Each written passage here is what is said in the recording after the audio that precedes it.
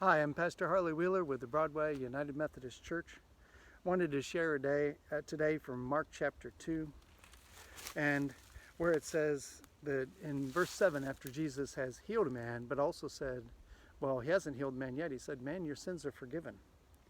And the Pharisees say, why does this man speak like this? He is blaspheming. Who can forgive sins but God alone? Who indeed? And immediately Jesus, perceiving in his spirit that they thus questioned within themselves, said to them, why do you question these things in your hearts? Which is easier to say to the paralytic, your sins are forgiven, or to say, rise, take up your bed and walk?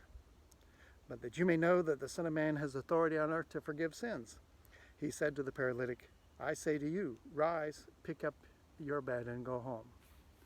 And it was so. Jesus asked a very good question. Which is easier, to say your sins are forgiven, or to say to the paralytic, work a great miracle, say, rise, take up your bed and walk? Well, first off, it's a good thing to ponder. Which is easier? Both of them require miracle power. Both want the forgiveness that we seek from God. How can we wipe out the guilt of sin? How can we actually get in relationship when we know in ourselves we're not fit for relationship, well, hardly with each other, and certainly not with a holy God? And also, how can miracles happen? But they happen every day. There's nothing more certain than more tested than answered prayer, things that God has moved and done, and yet we don't know how this occurs.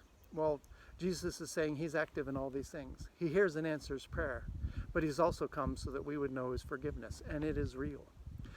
We can waffle between two things. We can trust his forgiveness and then forget that God will help in our daily concerns, or we go to God with every daily concern, but we're unsure that he really means to forgive. He means to do both. He means to have his love all over our lives, touching our bodies, touching our hearts, and bringing us into relationship with him. So walk in his love today and be blessed.